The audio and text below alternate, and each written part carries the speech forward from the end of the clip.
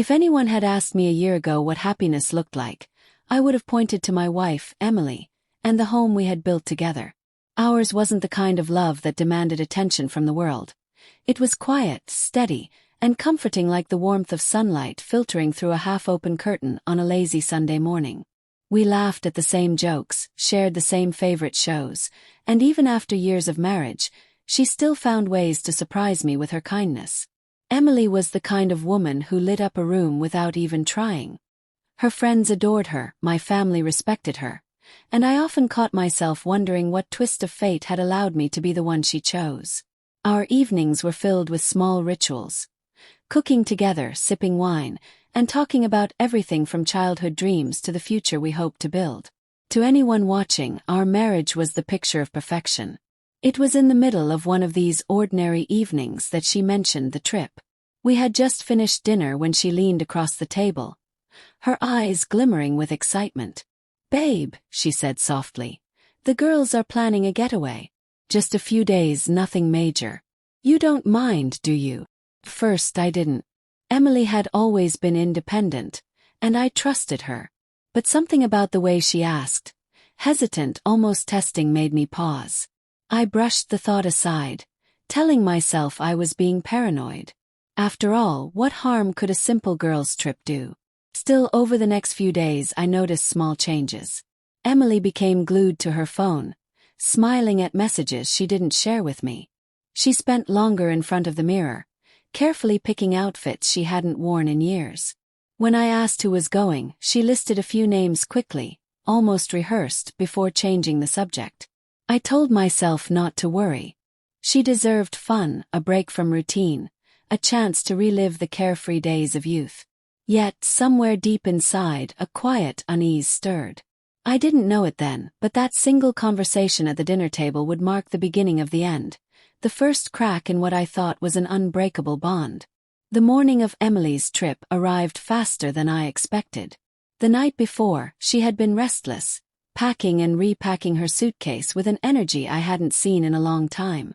Every dress she held up seemed to sparkle with possibility, and though I tried to smile, a faint discomfort pressed against my chest. "Do you think this one's too much?" she asked, holding up a short red dress I didn't even know she owned. "Too much for what?" I asked carefully, forcing a laugh. "For dinners, parties, you know. Just in case the girls want to go out." She avoided my eyes as she folded it neatly into her bag. I kissed her goodnight later, but sleep didn't come easily. Her phone buzzed past midnight, a brief giggle escaping her lips as she silenced it quickly. I wanted to ask who it was, but my pride, and fear of sounding insecure, kept me silent. The next morning I carried her suitcase to the car. She looked radiant, her hair bouncing with each step, her perfume sweet and strong enough to linger in the air.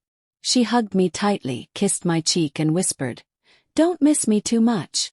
I watched as the car pulled away, her smile pressed against the window, her hand waving until she disappeared around the corner. The house suddenly felt hollow, like its heart had just walked out the door. First, I distracted myself with chores. I cleaned the kitchen, organized the garage, even mowed the lawn, tasks I had been putting off for weeks. But as the sun dipped low, the silence grew heavier. Normally, Emily would have filled it with her chatter, her music, her laughter. Instead, the rooms echoed with absence. I scrolled through my phone, waiting for her updates. A single message arrived late in the afternoon. Landed safely. "Love you." Relief washed over me, but it was followed by hours of nothing. That evening, curiosity got the better of me. I opened social media, checking her friends' profiles. One of them had already posted a photo, cocktails lined up on a bar, neon lights glowing, a caption that read, "Girls' night begins." I zoomed in, scanning every corner of the picture. Emily wasn't there. Maybe she was the one taking the picture, I told myself. Maybe she didn't want to be photographed. But doubt slithered in like a shadow. Why wasn't she in the frame when all her friends were? Near midnight my phone rang. Emily's voice came through, hurried and distracted. "Hey, just checking in. Everything's fine. I'll call tomorrow." In the background I heard laughter, Loud, deep, unmistakably male. Before I could ask, the line went dead. I stared at the screen, my chest tight, 100 questions pressing against my lips. For the first time in years, I felt like a stranger in my own marriage. The morning after her brief call, I woke up to silence again. Normally, Emily would text me, "Good morning," with a line of emojis before even brushing her teeth. That morning, hours passed and nothing came. I stared at my phone as though I could will a message into existence. Finally, around noon, a short text appeared. "Busy day. Having fun. Talk later. Love you." That was it. No pictures, no details, no warmth. Just words thrown like crumbs to keep me fed. Something didn't sit right. Emily loved to narrate every detail of her life. When she was at the grocery store, she'd send me pictures of cereal boxes just to ask which one I preferred. Now she was on a glamorous getaway with her best friends, yet her silence was deafening. I tried to push the thought away, but it returned stronger when I opened social media again. Another friend had posted a series of photos. Sun-drenched smiles, beach cocktails, and girls in swimsuits posing against a turquoise horizon. I tapped through them one by one, scanning carefully. Emily was missing again. Not a glimpse of her, not even in the background. The unease twisted into suspicion. Why wasn't she appearing in any of the photos? And if she wasn't with her friends, where was she? That night, around 11 p.m., I tried calling her. She answered on the third ring, her voice slightly breathless. "Hey babe, everything's fine. Can I call you tomorrow? We're just busy." "Busy with what?" I asked, sharper than I intended. "Dancing, you know. Just the usual fun." Her words were hurried, clipped. In the background I heard music, voices, and again low male laughter. Froze. "Emily, who's that?" There was a pause, too long, too heavy. Then she laughed nervously. "Just the DJ, babe. Don't be silly." Before I could press further, the line cut. I sat there in the darkness, staring at the phone in my hand. My mind raced, replaying every detail. The red dress, the perfume, the late-night messages. I told myself I was overthinking. She had promised me love. She had sworn loyalty. But the more I tried to silence my doubts, the louder they screamed. The following day, she didn't call at all. No texts, no updates. My chest felt like it carried the weight of a secret I hadn't uncovered yet. I paced the living room, fighting the urge to call her again and risk sounding desperate. Hours later, while scrolling absent-mindedly, I found something. Another one of her friends had posted a short video. It was blurry, filmed in a crowded club, lights flashing across swaying bodies. I paused, squinted, and dragged the screen closer. For a brief moment in the corner of the frame I saw Emily, or at least I thought I did. She wasn't dancing with her friends. She was close to someone, leaning toward him, her face turned away. A man's arm was around her waist. My stomach clenched. I replayed the clip a dozen times, convincing myself it was a trick of the light, a coincidence, anyone but her. But deep down I knew. The way she tilted her head, the way she moved, those were hers. Sleep became impossible. Every creak of the house felt like a reminder of her absence. Every shadow seemed to whisper betrayal. I kept checking my phone, hoping for a message that never came. For the first time since we married, I began to wonder if Emily was still the woman I thought I knew. And though I didn't yet have proof, the haunting suspicion had already begun its work. Trust, once a fortress, had cracked. And in those cracks, fear poured in. 3 days later, Emily came home. I had been waiting by the window like a man expecting a miracle, or a verdict. When the taxi pulled up, I rushed outside, heart pounding. But the woman who stepped out of that car didn't look like the wife I knew. She was pale, her hair disheveled as though the life had been drained from her. Her smile, usually effortless, was forced, stretched too thin across her face. She hugged me quickly, almost awkwardly, before reaching for her suitcase. "You okay?" I asked, searching her face. "Of course," she replied too quickly, brushing past me into the house. Inside, the air felt heavier than before she left. Emily moved through the rooms like a guest, not a wife returning home. She avoided my eyes, distracted herself with unpacking, and when I tried to ask about the trip, she gave me short rehearsed answers. It was fine. Relaxing. Lots of fun, she said, folding clothes without looking up. Just fine. That's all. She forced a laugh. Well, you know me. I don't like boring you with girl talk. But she used to love boring me with girl talk. She used to tell me every detail, from what shade of lipstick her friends wore to the songs they sang at karaoke. Now she was hiding something, I could feel it. Later, as she showered, I opened her suitcase to put away the last of her things. That's when I found it. A silver bracelet, delicate and unfamiliar. It wasn't hers. I knew every piece of jewelry she owned. The bracelet carried a faint scent of cologne, sharp and masculine, nothing like the perfume she usually wore. My hands trembled as I slipped it back under the pile of clothes before she returned. That night, when she climbed into bed beside me, the distance between us felt like a canyon. She turned away quickly, murmuring about being tired. I reached out, but she flinched almost imperceptibly, as if my touch burned. The smell lingered too. Not her usual floral fragrance, but something different. Musky, stronger, foreign. I lay awake, staring at the ceiling, my mind replaying the images of that blurry video from the club, the laughter I heard on the phone, the missing photos, the sudden secrecy. Piece by piece, the puzzle was assembling itself into a truth I didn't want to face. Emily had returned home, but the woman lying next to me wasn't the same one who had left. She was a stranger. Someone carrying secrets too heavy to share, someone who had crossed a line she could never uncross. And though she was back under my roof, I had never felt so utterly alone. The days after Emily's return were the quietest of our marriage. Our house, once alive with her chatter and laughter, had fallen into a heavy, uneasy stillness. She moved through rooms without sound, her footsteps softer, her presence withdrawn. We still sat across from each other at dinner, but the space between us felt wider than the table itself. I tried to bridge the gap. So, what was the best part of your trip? I asked one evening, hoping for the kind of animated story she usually loved to tell. She didn't look up from her plate. Just, everything. It was nice. Nice. I forced a smile. That's all you've got. You went away for days and all I get is nice. Her fork clinked against the plate as she set it down. I don't want to go over every little thing, okay? It was just a trip. Her tone was sharp, final, like a door slammed in my face. I nodded, but inside something twisted.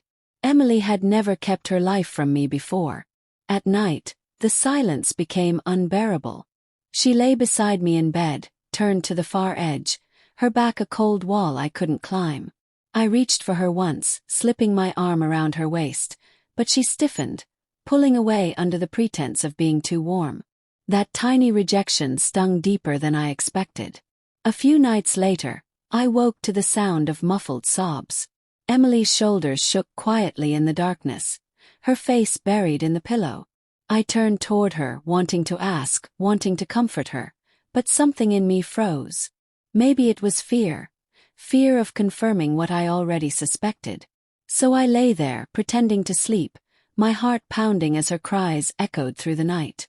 The next morning, her eyes were red, her smile forced. "Did you sleep well?" she asked casually, pouring coffee as though nothing had happened. I wanted to scream at her, demand answers, force the truth out of her trembling lips. But the words never came. Instead, I nodded and lied. Yeah, slept fine. The silence between us became its own language. We spoke in short sentences, in half-truths, in avoidance. She scrolled endlessly on her phone, always angling the screen away. I started staying longer at work just to escape the suffocating atmosphere at home. Every evening, I'd return to the same quiet house, the same stranger wearing my wife's face. And with each passing day, trust, the foundation of our marriage, crumbled a little more. I didn't know what Emily was hiding, but I could feel it pressing against the walls of our home, heavy and poisonous. Whatever had happened on that trip, it hadn't stayed there. It had followed her back, lodged itself between us, and was slowly tearing us apart. And though she was only a few feet away, she had never felt farther. Started with fatigue. Emily claimed she was exhausted from work, but I noticed the change almost immediately. She was pale in the mornings, sluggish in the afternoons, and nauseous at night. She pushed away her favorite meals, foods she used to crave. First I thought it was stress. But soon the truth revealed itself in small, undeniable signs. One evening I found her hunched over the bathroom sink, pale and trembling. "Em, are you okay?" I asked, rushing toward her. She nodded weakly, brushing past me. "Just something I ate." But I wasn't convinced. A week later, she scheduled a doctor's appointment without telling me. I only found out because the clinic left a reminder voicemail while she was in the shower. When I asked, she claimed it was a routine checkup. My instincts screamed otherwise. I insisted on coming along. She resisted, but eventually gave in. We sat in the sterile white office together, the silence between us louder than ever. When the doctor finally entered, his words shattered the fragile calm. "Congratulations," he said with a warm smile. "You're pregnant." Time froze. My heart slammed against my ribs as I turned to Emily. Her face was unreadable. No joy, no excitement, just a flicker of something dark in her eyes before she forced a smile. Pregnant. The word echoed in my mind like a curse. It should have been the happiest news of our lives, but instead, dread coiled in my stomach. The timing was wrong. Too wrong. We had been intimate before her trip, yes, but not enough, not in the right window. And the distance I'd felt since her return only deepened my doubt.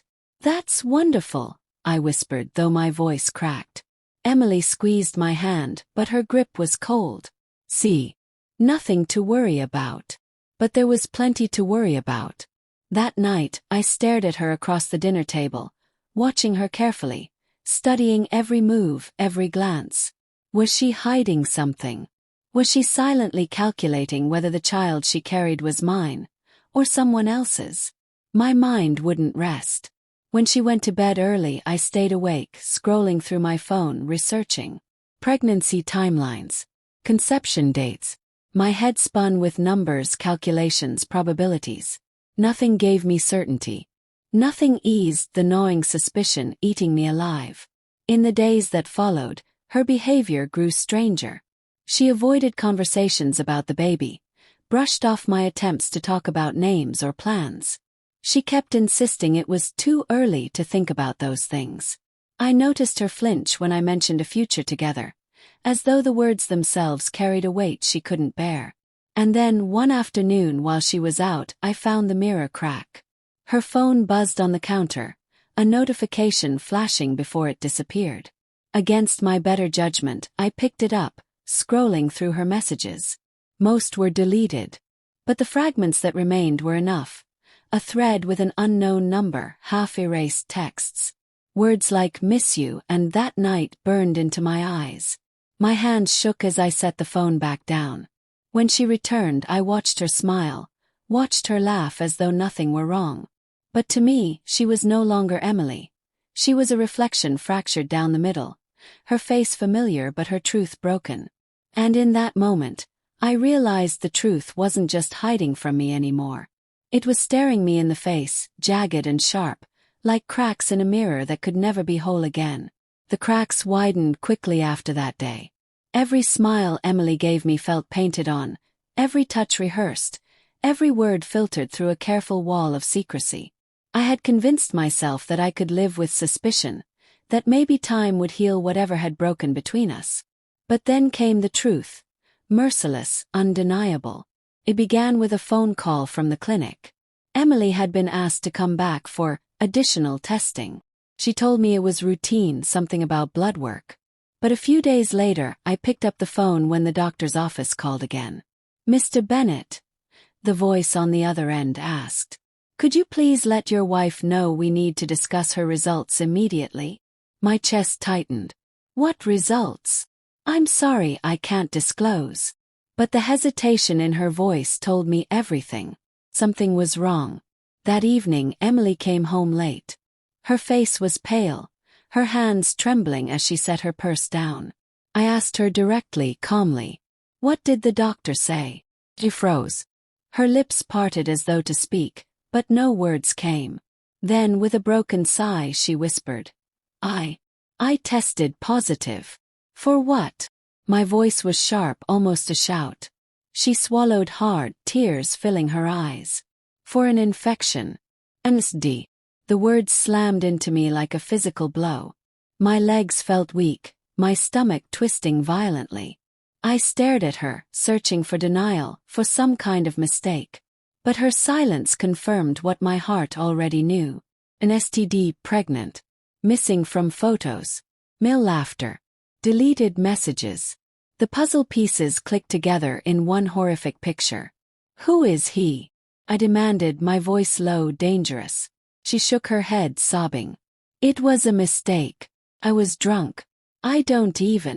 Don't lie to me." I slammed my fist against the table, the sound echoing through the room. "You don't get pregnant from a mistake. You don't get an STD from an accident. Tell me the truth, Emily." Her sobs grew louder, her hands covering her face as though hiding could erase her betrayal. "It wasn't supposed to happen," she choked out. "It was one night. Just one night. One night. That was all it had taken to destroy everything we had built." I turned away, unable to look at her. My mind spun with rage, grief, humiliation. I thought of our wedding vows, of the nights we spent whispering promises in the dark, of the dreams we shared about building a family. All of it shattered. Later, when she fell asleep on the couch, drained from her tears, I sat alone in the dark, scrolling through her phone again. This time I went deeper. Hidden in a cloud backup, I found what she hadn't managed to erase completely. Photos from the trip. Grainy selfies, group shots. And then one that froze me in place. Emily in that red dress, her lips close to a stranger's. His arm around her waist, her smile brighter than any she had given me in months. Behind them, neon lights blurred into streaks of color, proof of a night that couldn't be undone. My chest felt hollow. I wasn't just suspicious anymore. I had evidence, solid and irrefutable. The woman I loved, the wife I trusted with my life, had given herself to another man. And worse, she had brought back his curse into our home. That night, I realized something I hadn't before. The truth doesn't always set you free. Sometimes it chains you, drags you down, and forces you to drown in it. And I was already sinking. I waited until the next evening to confront her. My anger had been boiling for days, but rage alone wouldn't be enough. I needed her words. I needed her to speak the truth that she had buried under silence and half-answers. She was in the kitchen when I walked in, pretending to busy herself with dinner. The clatter of pans echoed too loudly in the small space. Her hands shook as she chopped vegetables, though she tried to hide it. "Emily," I said, my voice steady but cold. "We need to talk." She froze, the knife hovering midair. Slowly, she set it down and turned to face me. Her eyes darted everywhere but mine. "About what?"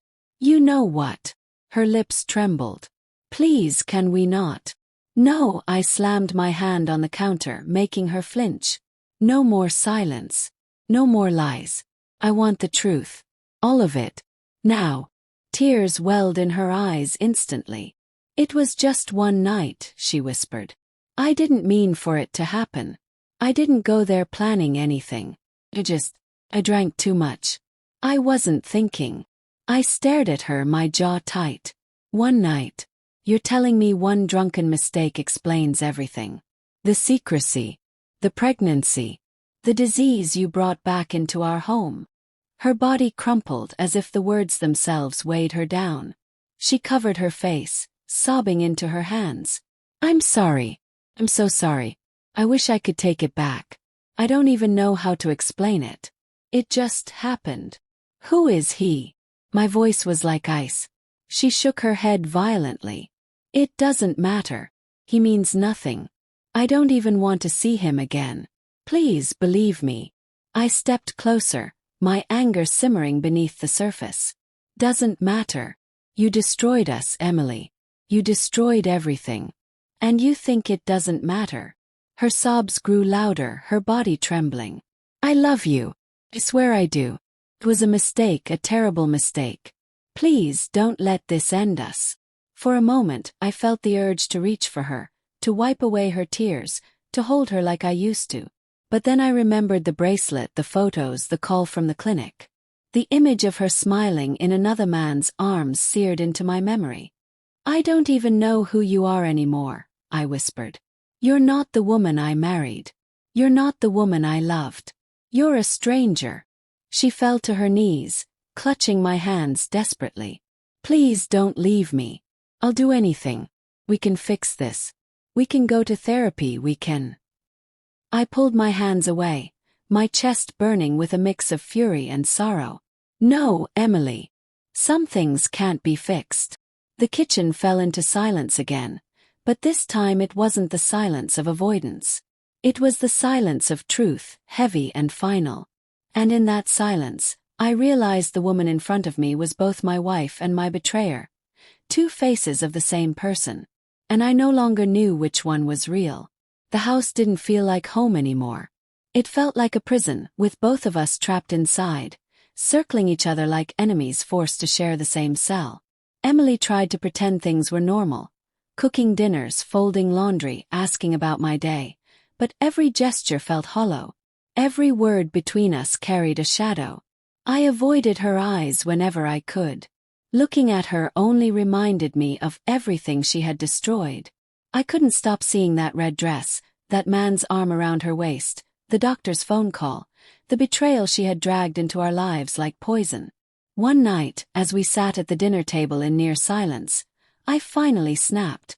Whose child is it, Emily? Her fork froze midair. For a moment she didn't breathe. Then in a shaky voice she said, It's yours. Don't lie to me, I said sharply. I've already done the math. I know the timing doesn't make sense. Her eyes filled with tears, but she held my gaze this time. I don't know, she admitted in a broken whisper.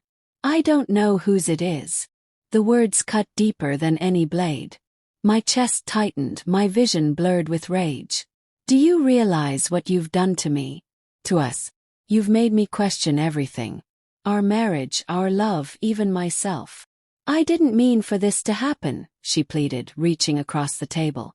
I was drunk, I wasn't thinking. I slammed my fist down, making her flinch. Stop hiding behind excuses. You chose this. You made a choice that destroyed everything we had. Her sobs filled the room, but I was numb. I felt like I was watching my life unravel from the outside, powerless to stop it. For days afterward, the tension only grew worse. We stopped speaking altogether, communicating only in cold necessities, pass the salt, the mails on the table. I'll be late. The silence between us was no longer just heavy. It was suffocating. At night, I lay awake staring at the ceiling, the thought repeating in my head, I can't do this anymore.